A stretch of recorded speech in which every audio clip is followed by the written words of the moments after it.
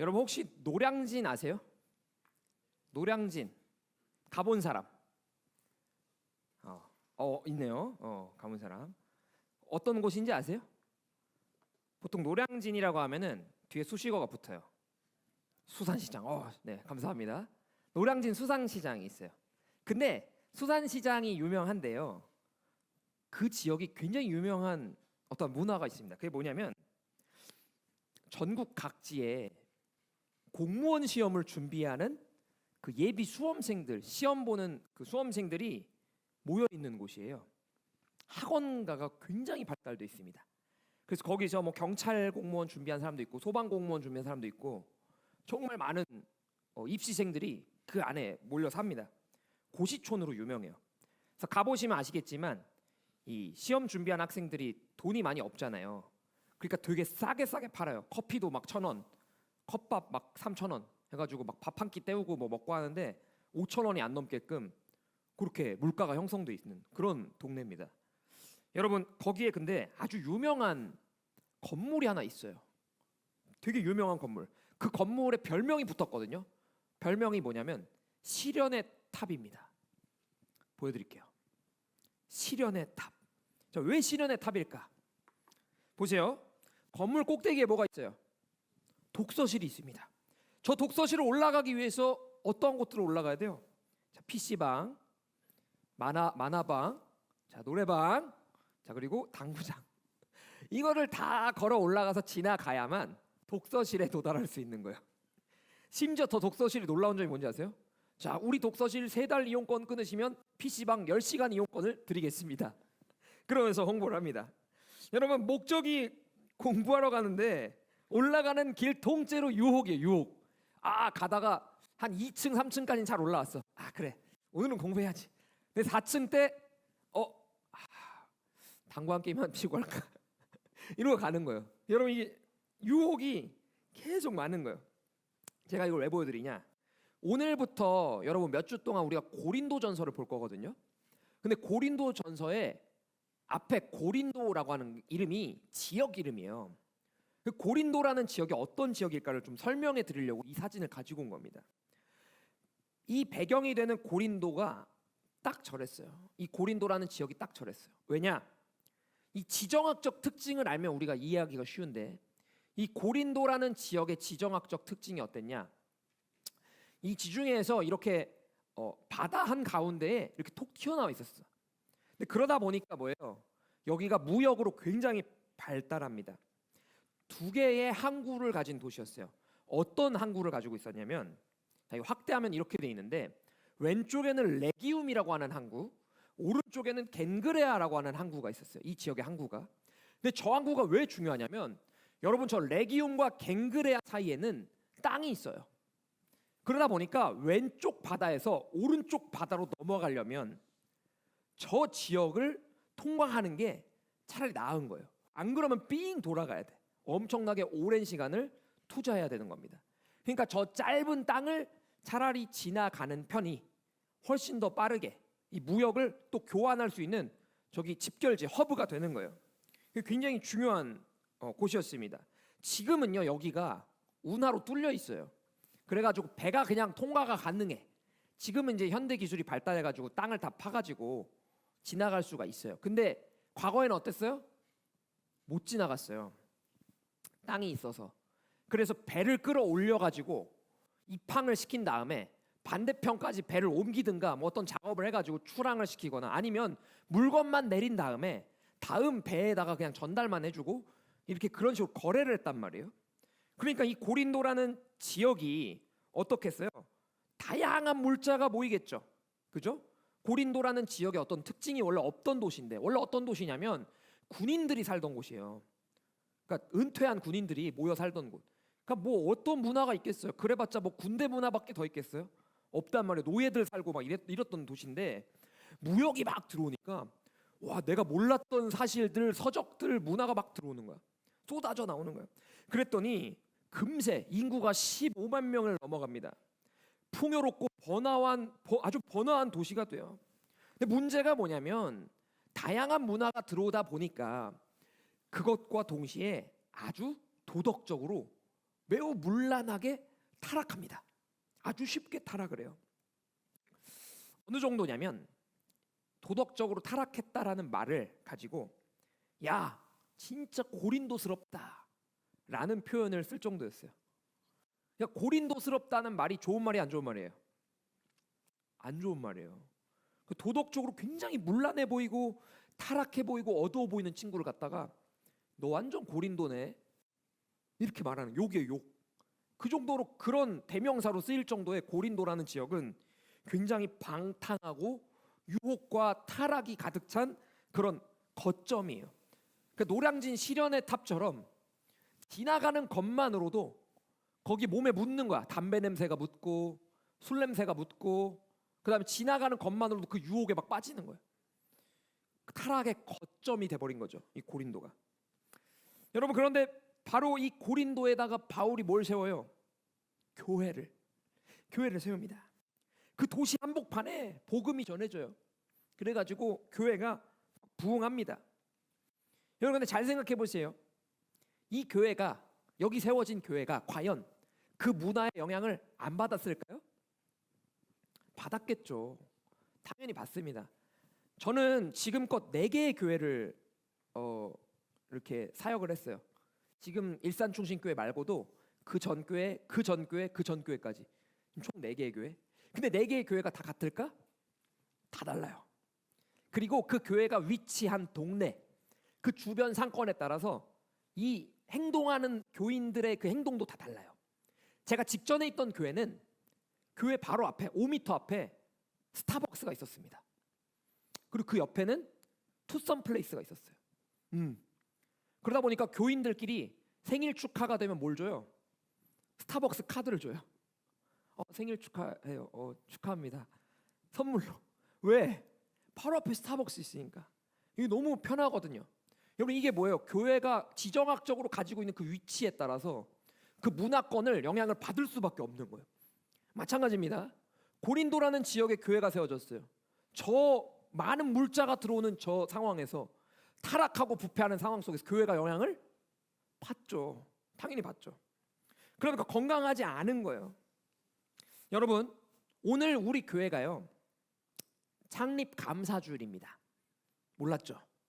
창립 감사주일. 우리 교회가 언제 생겼는지 아세요 혹시? 아는 사람? 선생님들 말고 학생 아는 사람? 그러니까 언제, 몇 월 며칠 모르세요? 자, 94년 5월 15일에 우리 교회가 개척이 됩니다. 32년 됐습니다. 오래됐죠? 여러분들보다 많이 살았어요, 이 교회가. 이 바울이 고린도에다 교회를 세운 것처럼 일산 지역에 이 교회가 세워졌습니다. 여러분, 그리고 우리는 이 오늘날 이 교회에 지금 있는 거예요. 여러분 잘 아시다시피 근데 지금 좀 이상하죠? 왜 상가에 있지? 뭐지? 옛날에는 이 상가에 있었어. 상가에 있다가 이 터에 지금 교회가 다시 세워진 거예요. 건축이 돼가지고. 여러분 아시다시피 교회는 건물만 말하는 게 아닙니다. 무슨 교회, 뭐 어디 무슨 동에 어디 위치한 교회, 아니요. 건물만 교회라고 하는 게 아니라 교회는 본질적으로 이 신앙 공동체를 가지고 다 교회라 그래요. 여러분 그런 이야기 많이 들어봤을 겁니다. 그러면 오늘 본문 말씀을 통해서 우리가 알 것은 뭐냐? 건물을 어떻게 지어갈까를 얘기하는 게 아니에요. 건물 디자인을 어떻게 해가지고 십자가는 어느 위치에다 꼽아가지고 벽돌로 해가지고 뭐 인테리어는 어떻게 하고 그 얘기를 하려는 게 아니라 교회 공동체가 과연 어떠한 것으로 이 신앙을 쌓아나갈까에 대한 얘기를 할 거예요. 그래서 바울이 고린도 교회에다가 편지를 씁니다. 그 편지가 바로 오늘 읽은 본문이에요. 자, 오늘 본문의 1절 말씀을 우리 같이 한번 읽어봅시다. 1절 말씀 시작. 잠시만요. 1절 말씀 한번 읽어볼게요. 한번 찾아보겠습니다. 네. 혹시 글씨색을 바꿀 수 있을까요? 네, 글씨 색깔. 네, 바꾸셨어요? 네, 감사합니다. 자, 읽어보겠습니다. 시작.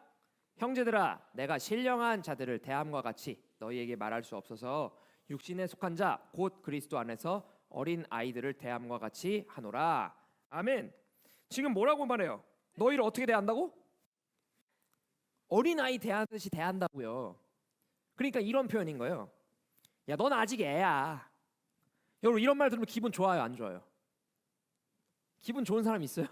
아, 나 완전 애 되고 싶은데, 나 완전 지금 애 취급해줘서 너무 고맙다. 있어요?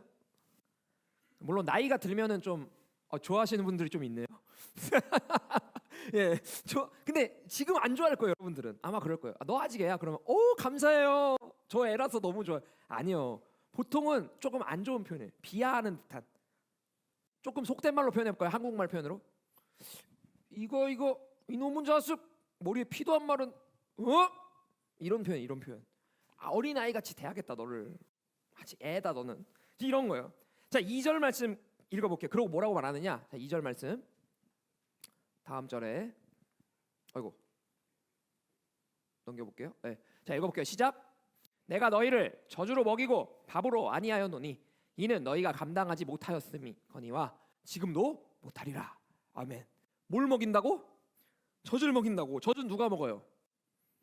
애기가 먹어요. 애기가 젖 먹어요, 보통. 그죠? 여러분들 아직도 젖 먹는 애들 없잖아. 여기 밥 먹잖아 다들. 근데 지금 바울이 뭐라는 거야? 너네들은 아직 젖 먹는 수준밖에 안 돼. 그러는 거예요. 아주 기분 나쁘겠죠. 그렇게 얘기합니다. 근데 그러면서 이유를 얘기해요. 너희가 젖을 먹을 수밖에 없는 이유. 지금 밥을 못 먹는 이유에 대해서 얘기합니다. 자, 이거 3절 읽어볼게요. 시작. 너희는 아직도 육신에 속한 자로다. 너희 가운데 시기와 분쟁이 있으니 어찌 육신에 속하여 사람을 따라 행함이 아니리요. 아멘. 왜 너희가 지금 아직도 젖을 먹는 수준밖에 안 되느냐? 왜냐? 너희 안에 뭐가 있다고? 시기와 분쟁이 있다고. 아직도 유치하게 시기와 분쟁을. 야, 너네들 애야? 이러고 있는 거예요. 바울이 얼마나 답답했으면 편지에다가 이런 내용을 쓰겠어요. 지금 좋은 말 써도 모자랄 판에 이런 말 쓰고 있는 거예요. 이 시기와 분쟁의 시작이 뭐였냐? 바로 편가르기였습니다. 여러분 얼마 전에 우리나라도 지방선거를 했어요. 그죠? 지방선거. 그러면 투표를 할 때 여러분 투표를 지금 할 나이는 아니지만 투표를 할 때 우리가 어떻게 해요? 막 후보가 4명 있으면 4명 다 찍어요? 따다다닥. 아니죠. 그런 사람이 어디 있어요? 보통 내가 지지하는 후보를 찍겠죠. 그죠? 딱 찍고 투표를 한단 말이에요. 이게 선거예요. 그 투표를 하는 거란 말이에요. 근데 문제는 똑같이 이때 당시에도 사람들이 어떠한 특정 후보를 놓고 파를 가르기 시작한 거야. 4개나 파가 생깁니다. 제가 이 파를 설명해 줄게요. 성경 속에 나오는 4개의 파. 자, 먼저 바울파입니다. 바울파. 아이고, 이것도 글씨로 혹시 색깔 바꿔줄 수 있나요? 예, 제가 흰색으로 작업을 했는데 이게 검정으로 나옵니다. 네, 이거 좀 부탁드릴게요. 뒤에 4개까지 다 좀 바꿔주세요. 네.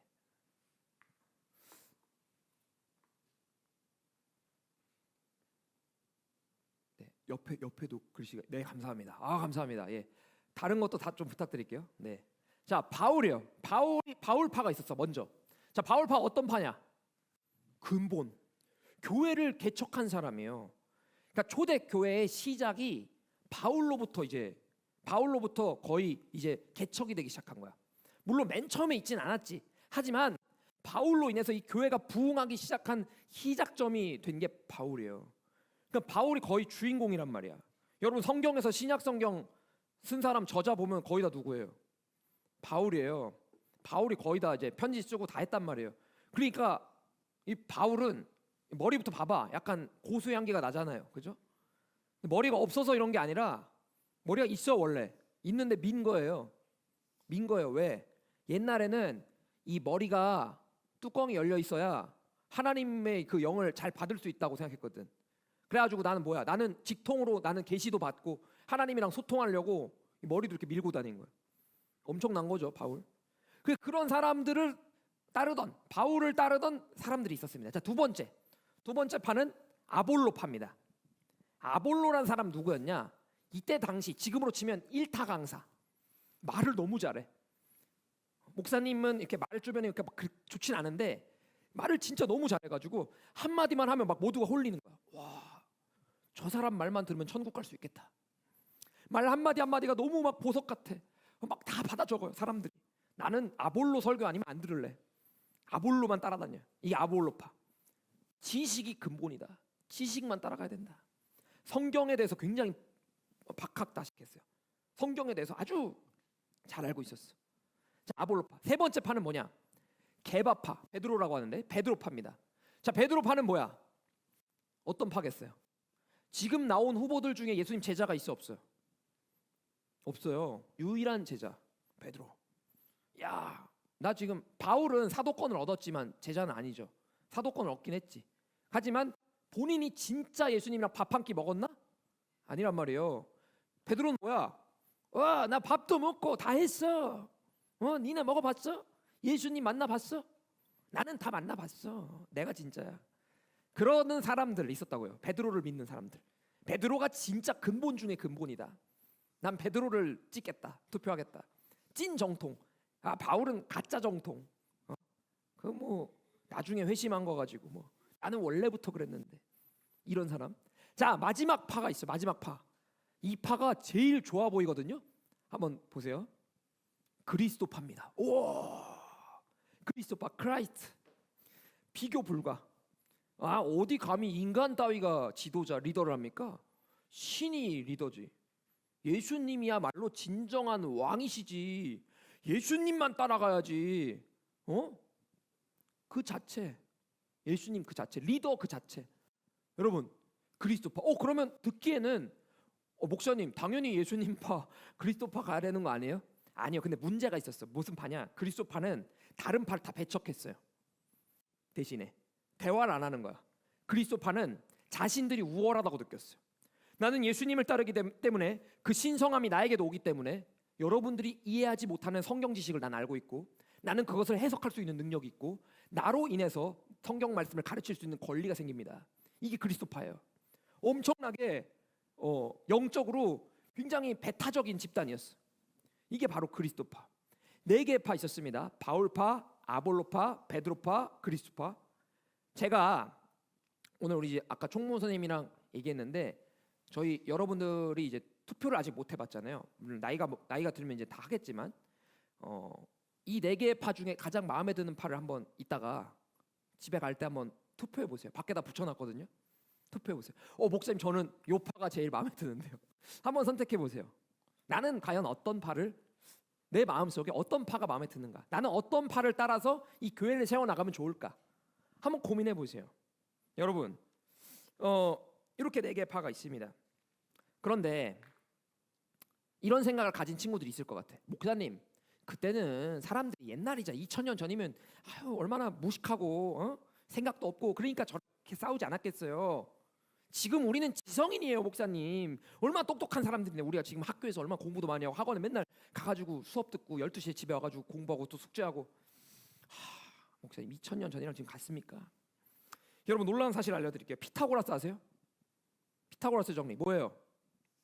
자, A제곱 플러스 B제곱은 뭐야? C제곱. 피타고라스가 이 시대 사람입니다. 이 공식을 발명한 사람. 놀랍지 않아요? 여러분 원주율이 뭐예요? 3.14. 원주율 언제 만들었어? 자, 이때 만들었습니다. 고린도 시대에 만들었어요. 여러분들이 스마트폰으로 제미나이 GPT 검색한다고 똑똑한 게 아니에요.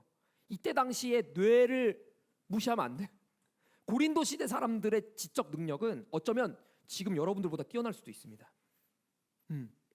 수학 공식을 발명했다니까. 지금 여러분들 배우고 있는 그 공식이요. 고린도 시대에. 그러면 이 정도의 학식을 가진 사람들이 멍청해가지고 4개의 파로 나눠가지고 막 싸우고 있었겠어요? 아니에요. 똑똑한 지성인들인데도 불구하고 자신의 주장이 맞다고 여기면서 4개의 파로 나눠서 분파해서 막 시기와 분쟁을 하고 있는 거예요. 그러니까 바울이 걷다 대놓고 얘기하는 거예요. 너네들 어린애 같다 얘기하는 거예요. 여러분, 근데 이게 2000년 전 고린도 교회만 일어난 일입니까? 지금 시대는 어때요? 여러분 뉴스 한번 틀어보세요. 어때요? 난리 나요. 난리. 정치, 지역, 세대, 심지어는 성별 가지고 남녀 나뉘어서 맨날 싸워요. 그죠? 안 싸워요? 평화로워요 우리나라? 맨날 싸워요. 여러분 제가 이전에 어디 살았냐면 명동에 살았어요. 저는 토요일 날 잠을 못 잤어요. 맨날 시위를 해가지고 모르겠어 무슨 시위인지 맨날 시위를 해가지고 북치고 음악 틀고 막 난리가 납니다. 주중에는 잘 못해. 왜냐면 일하니까 회사원들. 주말만 되면 막 장구 치면서 트럭에다가 스피커 올려가지고 막 와 하면서 노래 틀고 잠을 못 잡니다. 여러분 이 시대는 그렇게 분쟁을 해요. 맨날 세상만 그래요? 여러분 교회는 안 그래요? 한국 교회 얼마나 많은 교단이 있습니까? 응? 자, 우리가 아는 것만 해도 장로교, 성결교, 감리교, 루터교, 침례교, 그죠? 교단만 해도 엄청 많아요. 개신교가 이렇게 많이 나눠졌다고. 교회 안에도 갈등이 있어 없어요? 있어요. 물론 우리 일산중심교회 너무 훌륭하지, 그죠? 너무 훌륭해. 여기는 그래도 안 싸우려고 해요. 갈등도 많이 없는 것 같고. 그런데도 불구하고 우리 교회 안에는 나의 개인적인 마음에 갈등이 생길 수 있어. 아, 이 친구는 나랑 조금은 결이 안 맞는 것 같아. 점심 먹을 때 몰래 얘네들 셋이랑만 먹어야지. 아, 나는 얘네들이랑만 친해져야지. 나는 이게 좋아. 난 이게 교회 신앙생활이야. 나도 모르게 의도적으로 하지 않았으나 무의식적으로 벽을 치고 내 안에 관계를 갈라놓고 분열하고 있는 모습이 우리 안에 있습니다, 여러분들. 환경만 다를 뿐이지. 우리도 고린도 교회처럼 때로는 내 당파가 옳아, 내 집단이 정답이야 하면서 이기적인 어린아이 같은 모습을 보일 때가 참 많다는 겁니다. 자, 그러면 이 문제를 어떻게 해결해야 될까요? 여러분, 바울은 이 교회의 문제를 해결하기 위해서 아주 흥미로운 비유를 가지고 옵니다. 그 비유는 뭐냐면 바로 건축을 비유로 들어요. 10절과 11절 말씀을 같이 읽어볼게요. 자, 이것도 혹시 글씨를 바꿔주세요. 죄송합니다. 제가 검정색으로 쓴 건 다 흰색이 돼 있고 흰색으로 쓴 건 검정색이 돼 있네요. 자, 읽어보겠습니다. 시작.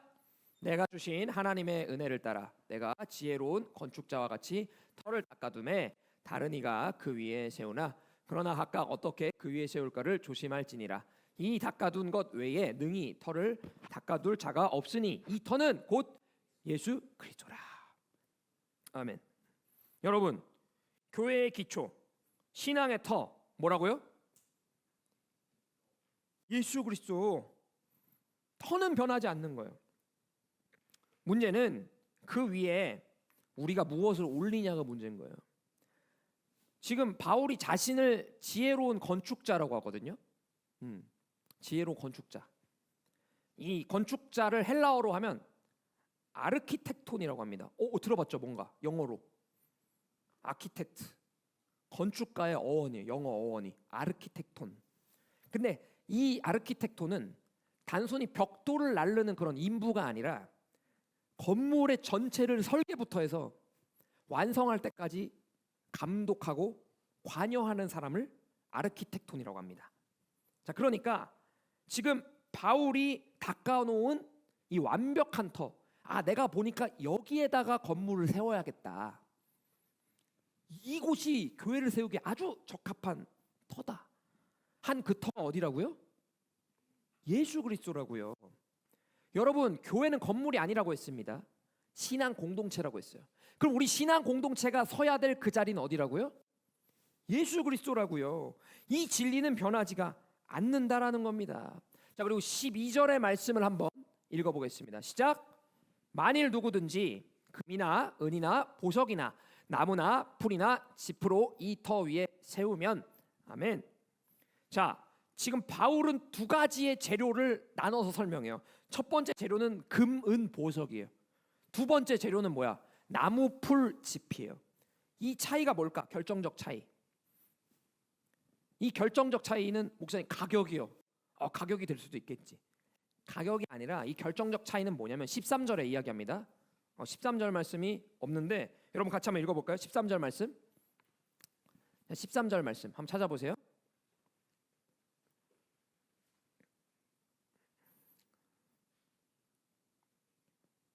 고린도전서 3장 13절 같이 읽어볼게요. 시작. 각 사람의 공적이 나타날 터인데 그날이 공적을 밝히리니 이는 불로 나타나고 그 불이 각 사람의 공적이 어떠한 것을 시험할 것임이라. 아멘. 지금 뭘로 나타나냐? 불이 나타나면 파이어, 불이 나타나면 그때 완전히 나타난다는 거예요. 즉 금, 은, 보석은 불에 타지 않는데 나무, 풀, 짚은 불에 타요. 이 불은 무슨 불이냐? 하나님의 심판의 불. 하나님이 심판하는 그때가 오면 예수 그리스도라는 터 위에 교회를 세울 때 불로 사라질 것들로 그 교회를 세우지 말라는 겁니다. 사라지지 않는 것으로 그 교회를 잘 세우라고. 심판의 때에 네가 천국을 가야 되니까 금, 은, 보석과 같은 것, 불이 임하더라도 사라지지 않는 그 영원한 것, 그것으로 세우라는 거예요. 여러분, 피사의 사탑을 아세요? 피사의 사탑, 이탈리아에 있는 아주 유명한 탑입니다. 인스타그램에 모두가 이걸 막 사진으로 찍어요. 이렇게 막 받치고 있는 막 사진 찍어가지고 올립니다. 근데 여러분 이거 왜 기울어진지 아세요? 왜 기울어졌을까? 지금 막 대충 좀 들리는데 위로 이게 몇 미터인 줄 아세요? 55m입니다. 55m. 여러분 건물 세울 때 바닥에서부터 시작해요? 보통? 아니죠. 땅을 파요. 그래서 밑에다가 그 건물의 중심이 되는 아주 기반이 되는 그 건축물을 만들고 그 위에다 쌓습니다. 땅에서부터 쌓으면 얼마 못 쌓아요. 근데 이 피사의 사탑이 밑으로 땅 밑으로 몇 미터를 지었는지 아세요? 3m. 여러분 55m를 쌓아 올렸으면서 밑에 3m밖에 안 판 거예요. 그러니까 지반이 약해가지고 이 탑이 기우는 겁니다. 공사 시작한 지 5년 만에 기울었어요. 아니 완공도 안 됐는데 기울었어요. 그러고 나서 600년 넘게 계속 기울어지다가 이제 나라에서 안 되겠으니까 이거 장치를 만들어가지고 이제 더 이상 못 무너지게 이제 만들어놨는데, 여러분 기초가 약하면 어떻게 되는지를 지금 너무 여실히 보여주고 있습니다. 아주 유명한 건축물이에요. 근데 되게 아이러니한 게 뭔지 아세요? 자, 피사의 사탑 옆에 피사의 이 성당이 있습니다. 근데 사람들 지금 어디 몰려 있어요? 피사의 사탑에 몰려 있어요. 성당에선 사진 안 찍습니다. 저 피사의 사탑 가서 몰려가서 사진 찍어요. 여러분 다 기울어진 탑 갑니다. 왜? 더 유명하고 멋있어 보여가지고. 이 괜찮아 보이는 거 기울어진 게, 오 화려한데? 이 예술인데? 기초가 약해도 눈앞에 보이게 멋있으면 그거 쫓아가는 거 인간들이. 여러분 지금 바울이 고린도 교회에다 경고하는 게 딱 이겁니다. 기반이 약해서 무너질 것 같은데, 피사의 사탑처럼 무너질 것 같은데 지금 그것만 쫓고 있는 인간들의 모습을 보면서 한탄하고 있는 거예요. 여러분 그 속을 채우고 있는 재료가 불에 달 타버릴 것 같은 나무와 풀과 짚과 같은 것들인데, 이기심, 당파 이런 것들이에요. 그거밖에 없는데 남들 질투하고 헐뜯고 싸우고, 야 베드로가 최고야, 아니야 바울이 최고야, 아니야 베드로, 아니야, 싸우는 거. 그것밖에 없는 거예요. 그러면 겉으로는 화려해 보여도 하나님의 불이 임하면 어떻게 돼요? 다 사라진다는 거예요. 바울은 그걸 보고 있었던 거예요. 그래서 지금 얘기하고 있는 거예요. 저는 여러분들에게 묻고 싶습니다. 여러분들이 지금 32년 전에 세워진 우리 일산충신교회 이 터 위에 여러분 뭘 쌓고 계세요 지금? 여러분 무엇을 쌓고 계십니까? 예배 시간에 부모님 눈치 보면서 대충 와가지고, 아 엄마 가라니까 가야지 뭐, 난 잘 모르겠고 시간만 좀 때우다가 한 11시 반쯤 되면 이제 끝나니까 집에 가면 되겠다.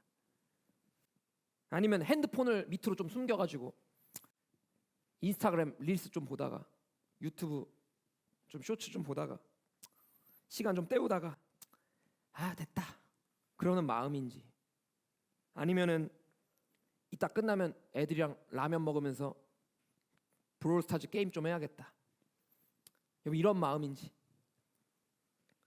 여러분 불이 오면 다 없어질 나무 풀 집 같은 걸로 지금 교회를 세우고 있지 않으세요? 여러분 혹시 그렇다면 고난의 불이 찾아왔을 때 여러분들의 신앙은 아무렇지도 않게 정말 재 하나 없이 다 사라질 겁니다. 지금 바울은 2000년 전에 이걸 경고하고 있는 거예요. 그런데 우리의 신앙에 지금 이걸 접목해 봐야 되는 겁니다.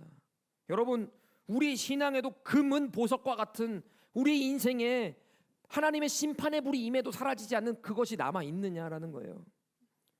예배 시간에 스마트폰 잠깐 꺼보는 거, 그리고 집에 가서 자기 전에 진심으로 한번 주님 앞에 대화해 보려고 기도하려고 한번 노력해 보는 거, 아니면 교회 잘 안 나온 친구들 한번 연락 한번 해볼까, 사랑하는 마음으로 연락 한번 해보는 거.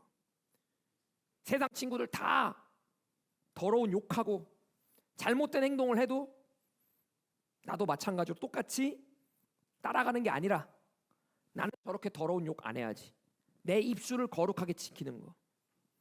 여러분, 금은 보석 같은 게 이런 거예요. 근데 32년 전에 예수 그리스도에 의해 세워진 이 일산충신교회 위에 여러분들은 과연 그러한 것들로 지금 채워 나가고 계시냐라는 겁니다. 여러분의 부모님 세대가 이 교회 위에 아주 거룩한 것들로 채워 나가시려고 노력을 하셨어요. 금은 보석들로 채워 주려고 노력하셨단 말이에요. 그래서 여러분들 지금 여기 앉아 있는 거예요. 근데 이 아름다운 공동체 안에서 은혜를 누리면서도 나는 과연 그것에 동참하고 있는가? 나는 과연 바울이 말하는 사라지지 않는 것으로 이 교회를 세워나가고 있느냐라는 겁니다. 아까 노량진 시련의 탑을 이야기했어요. 지나가면서 유혹이 막 넘치는 그곳. 그런데 여러분들은 과연 그곳을 지나갈 용기가 있습니까? 난 유혹당하지 않고 끝까지 독서실에 올라가서 공부할 수 있어. 여러분, 묵묵히 끝까지 걸어 올라간 학생만이 결국에는 합격의 맛을 보는 거예요. 마찬가지예요. 우리의 신앙의 터는 예수 그리스도라고 하는 아주 든든한 터가 있습니다. 그런데 우리가 그곳에 제대로 뿌리 내리지 못하고 그곳에 제대로 터를 잡지 못한 채 그냥 주변의 유혹에 휩쓸려서 교회 생활을 한다면, 종교 활동을 한다면 여러분들의 신앙은 여전히 불이 오면 다 휩쓸려 나갈 그런 교회가 되는 거예요. 여러분, 세상이 아무리 유혹하고 흔들어도 우리는 주님을 의지해야 됩니다. 나의 완전한 터이신 예수 그리스도를 의지해야 되는 거예요. 이번 한 주 동안 여러분들 한번 다짐해 보는 거예요. 내 삶의 자리에서 썩어 없어질 것들을 붙들고 사는 게 아니라, 영원히 타지 않는 그 보석과 같은 믿음, 그 거룩함, 그것들을 붙들며 그래서 그렇게 교회를 쌓아 올리는 일산충신교회 우리 청소년부가 되기를 주님의 이름으로 축원드립니다. 여러분, 자, 저를 따라해 보세요. 한번 따라해 보세요. 내 신앙의 터는 예수 그리스도입니다. 다시 한번, 내 신앙의 터는 예수 그리스도입니다. 나는 불에 타지 않는 것을 쌓아 나가겠습니다. 나는 진짜 신앙으로 살겠습니다. 여러분, 이 고백이 여러분들의 삶의 자리에서 넘쳤으면 좋겠습니다. 이 시간 우리 찬양을 부르고 기도하고 마치기 원하는데요. 여러분, 사라질 것들을 붙드는 인생이 되기가 너무 쉬워요. 목사님이라고 안 그랬겠어요? 유혹과 그 고난 앞에 누가 감히 주님, 저는 정말 정결하게 잘 살았는데요, 어떻게 그렇게 얘기하겠어요? 마음속으로라도 음욕을 품고 더러운 마음을 품는 게 인간입니다. 그런데 여러분, 우리에게 잊지 말아야 될 사실, 여러분들의 터는 누구라고요? 예수 그리스도. 여러분들은 이미 그 터 위에 서 있단 말이에요. 그렇기에 우리는 그걸 잊지 않고, 예수님이 지금 내 안에 계시지, 예수 그리스도의 터가 지금 이곳에 있지, 그것을 의지하면 내가 절대 피사의 사탑처럼 넘어가지 않겠다, 무너지지 않겠다라는 그런 확신이 여러분들 안에 있는 거예요. 때로는 유혹 앞에 무너져서 PC방도 가고 노래방도 가고 당구장도 갈 수 있겠지만, 그러나 여러분들 다시금 돌아올 수 있는 그 터가 여러분들 아래에 있다고요. 신앙의 터 예수 그리스도, 그 터를 잊지 마시고 여러분 그 터를 의지하며 주님 앞에 거룩한 입술로 살아가는 저와 여러분들 되시길 소망하겠습니다. 함께 고백합시다. 우리 찬양 고백하겠습니다. 주님 다시 오실 때까지 나는 이 길을 가리라. 좁은 문 좁은 길 나의 십자가 지고 나의 가는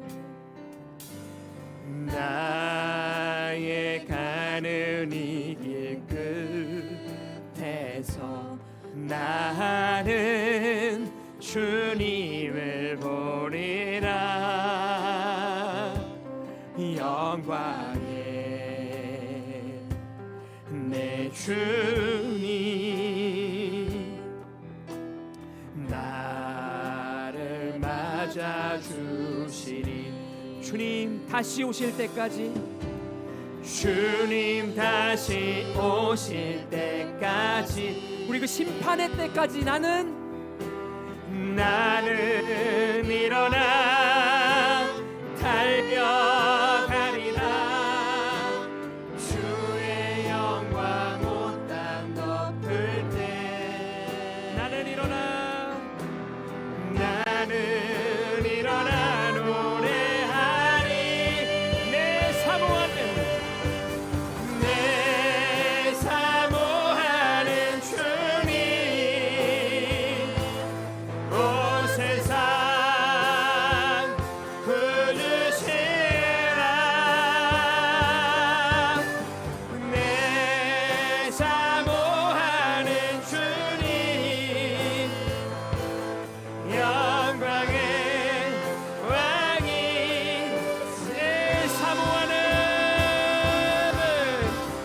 내 사모하는 주님 온 세상 부르시라. 내 사모하는 주님 영광의 왕이시라.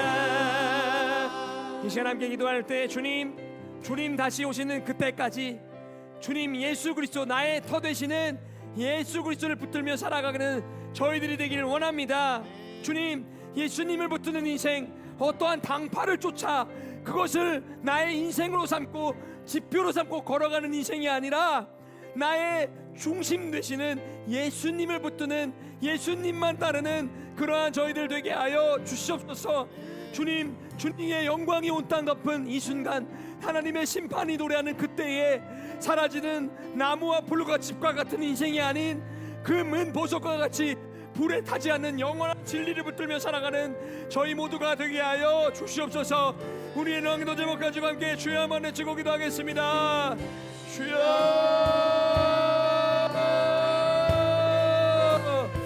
하나님 아버지, 주님 금은 보석과 같은 하나님의 말씀으로 주님의 그 진리로 나가는 저를 되게 하여 주시옵소서. 주님의 능력을 구하며 나가기 원합니다. 주님, 세상의 것들, 하나님의 것들을 붙든 인생이 아니라 주님의 말씀을 따라 영원한 것들을 붙든 인생 되게 하여 주시옵소서. 주님, 우리가 넘어질 수 있는 위자의 바다가 같이 위태한 인생을 알지만 주님, 그러나 나의 인생의 중심 되시는 예수 그리스도를 더욱더 붙들 때 그 중심이 무너지지 않을 믿습니다. 주여, 우리의 찾아와 주시옵소서. 우리의 인생을 주여 함께하여 주시옵소서. 주님만 바라보며 이 길의 끝에, 나의 인생의 끝에 주님의 그 답을 완수하는 저희를 되게 하여 주시옵소서. 신앙의 건축이 하나님의 것으로 채워지고 주님의 영원한 것들로 한 단계 한 단계 살아가는 저희들 되게 하여 주시옵소서. 오 주여.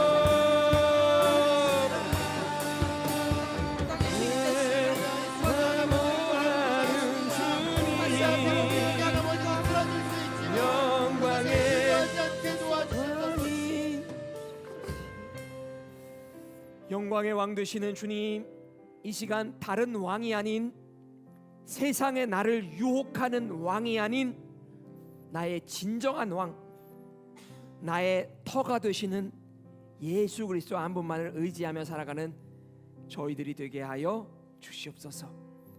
고린도 교회처럼 당파에 따라 자신의 이념과 생각에 따라 흩어졌던 교회가 아니라 주님 더욱더 함께 연합하고 함께 힘을 합하여 주님의 원하시는 그 교회를 세워나가는 저희들 되게 하여 주시옵소서. 하나님, 날마다 찬양합니다. 기도하고 예배합니다. 하지만 나의 삶의 자리에 돌아가면 다시금 세상의 터를 구하고 세상의 것으로 신앙생활이라고 포장하는 그 인생, 이제는 그것 내려놓고 주님 앞에 온전히 주님의 말씀을 구하고 주님의 뜻을 구하여 은과 금과 보석으로 나의 성전을 쌓아나가는 우리 모든 청소년들, 학생들 되게 하여 주시옵소서. 이제는 우리 주 예수 그리스도의 은혜와 하나님의 극진하신 사랑과 성령 하나님의 감화 감동 교통하심이 당파에 따라 나눠져 싸우는 것이 아닌 예수 그리스도를 터로 삼고 그것을 의지하며 이제는 어린아이와 같은 신앙을 버리고 하나님 앞에 진정으로 주님을 사모하며 교회 앞에 연합하고 함께 걸어가길 원하는 여기 모인 우리 청소년부 학생들과 우리 선생님들과 또한 32년의 창립감사주의를 맞이한 우리 일산충신교회 위에 이제로부터 영원까지 함께 하시길 간절히 축원하옵나이다. 아멘.